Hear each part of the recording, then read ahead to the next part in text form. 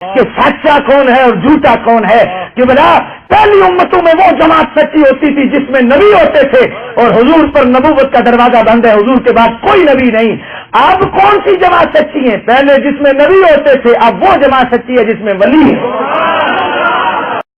آج بہت سارے لوگ کہتے ہیں کہ ہمارے اندر انجینئر ہیں، ہمارے اندر ڈاکٹر ہیں، ہمارے اندر وزیر ہیں، ہمارے اندر مشیر ہیں، ہمارے اندر کرکٹر آ گیا ہے، جی ہمارے اندر آ گیا ہے۔ ہم کہتے ہیں تمہارے اندر سب کچھ ہے، کوئی انعام یافتہ بھی ہے، کوئی ولی ہے؟ اب دیکھو نا کہ آج بہت سارے لوگ پریشان ہیں، جی کیا کریں جی، مولوی صاحب ہیں، ادھر بھی مولوی صاحب ہیں، ادھر بھی مولوی صاحب ہیں، ادھر بھی پاک گئے، ادھر بھی پاک گئے، یہ بھی قرآن کی بات کرتے ہیں، یہ بھی قرآن کی بات کرتے ہیں، سانو کی پتا سچا کون ہے؟ تینوں چھڑیاں دا پتا وزیر آباد لبنیاں نا، تینوں ریوڑیاں دا پتا چکوالو لبنیاں نا، تینوں پتا بھی جڑا کھیلاں دا سامان ہے سیالکوٹو لبدا ہے، فلانی جگہ فلانی چیز لبدی ہے، فلانی چیز فلانی جگہ لبدی ہے، تینوں جس ویلے ہدایت کا پتا ہے، ہمیں کیا پتا جی، بس یہ تو مولویوں کا جھگڑا نا۔ سن، میں تجھے آج بتاتا ہوں کہ سچا کون ہے اور جھوٹا کون ہے، کہ بلا پہلی امتوں میں وہ جماعت سچی ہوتی تھی جس میں نبی ہوتے تھے، اور حضور پر نبوت کا دروازہ بند ہے، حضور کے بعد کوئی نبی نہیں۔ اب کون سی جماعت سچی ہے؟ پہلے جس میں نبی ہوتے تھے، اب وہ جماعت سچی ہے جس میں ولی ہے۔ نعرہ تکبیر، نعرہ رسالت، نعرہ حیدری، شان اولیاء، جس میں اللہ کے ولی ہیں وہ جماعت سچی ہے۔ انعمت علیہم، ان کے رستے پر چلو تو ان کے ساتھ رہو، تو ظاہر ہے کہ ان کے ساتھ ہوں گے تو وہ ساتھ ہوں گے، تو جن کے ساتھ وہ ہیں وہ سچے ہیں، اور وہ اہل سنت و جماعت ہے۔ جی یہ بالکل ذہن سے نکال لو کہ پتہ نہیں کون سچا ہے کون جھوٹا ہے، نہ، جس میں ولی ہیں، اور ولی کس میں ہے؟ بولو، مہر علی ہے تو سنیوں میں، جماعت علی ہے تو سنیوں میں، ہند الولی ہے تو سنیوں میں، امام اعظم ہے تو سنیوں میں، اور قبلہ غوث اعظم ہے تو سنیوں میں۔ تو سچے اہل سنت و جماعتی ہیں۔ اب وقت کے دامن میں وسعت نہیں، میں عرض کروں، ستفترق امتی علی 73 فرقہ كلهم في النار الا ملة واحدة قالوا من هي يا رسول الله صلى الله عليه وآله وسلم قال ما انا عليه واصحابي۔ جامع ترمذی شریف کی حدیث ہے، حضور نے فرمایا میری امت میں 73 فرقے ہوں گے، كلهم في النار، سارے دوستی ہیں، الا ملة واحدة، مگر ایک جنتی ہے۔ یہ مسئلہ بھی حل ہو گیا کہ سارے ہی ٹھیک ہے۔ ایک یہ بھی پرابلم چل رہی ہے جی سارے ہی ٹھیک ہے، اگر سارے ہی ٹھیک ہے تو پھر حضور کیوں کہتے ہیں الا؟ سارے دوست کی ہیں، ایک جنتی ہے۔ حضور فرماتے ہیں سارے نہیں ٹھیک، ایک ٹھیک ہے۔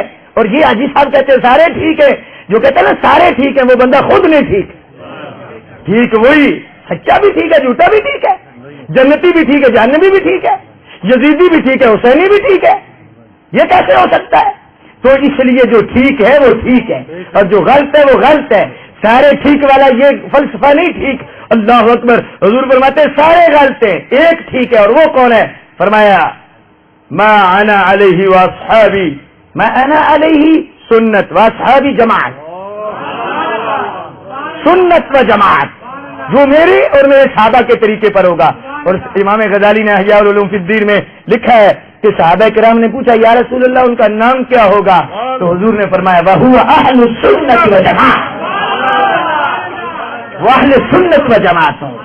تو اس لیے عقیدے پہ کمپرومائز نہ کرو، عقیدہ اہل سنت و جماعت۔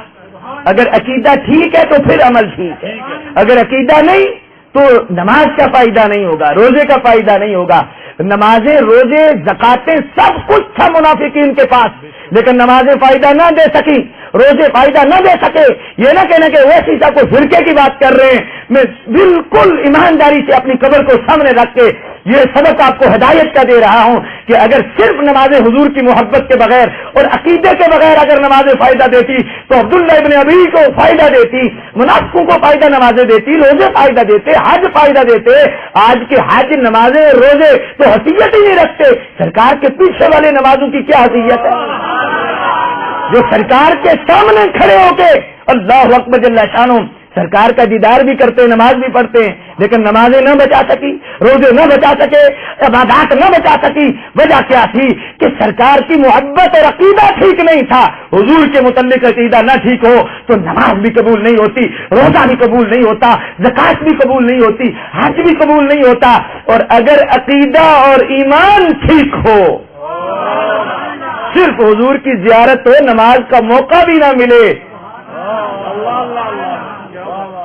فجر کے بعد کلمہ نصیب ہو اور زہر سے پہلے میدان جہاد میں شہید ہو جائے، تو کوئی ولی ان کے قدموں کو نہیں پہنچ سکتا، کوئی کتب ان کے قدموں کو نہیں پہنچ سکتا۔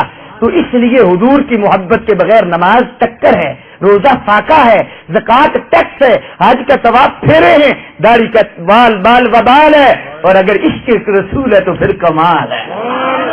اور سادی سی بات حضرت قصور والے بابا جی کہہ گئے، اور میں سجدے کر کر بڑھڑے ہو گئے ملا پنڈت سارے، رب دا کھوج کھرانا لبا سجدے کر کر ہارے، رب تے تیرے اندر وسدا وچ قرآن اشارے، بلے شاہ رب اونوں ملدا جڑا حضور تو تن منوا۔ اللہ اکبر۔ اس لیے عقیدہ اہل سنت و جماعت کا رکھ کے اپنے اعمال کی لائنوں کو درست فرمائیے۔ اللہ پاک حضور کے صدقے سے ہماری حاضری کو قبول و منظور فرمائے۔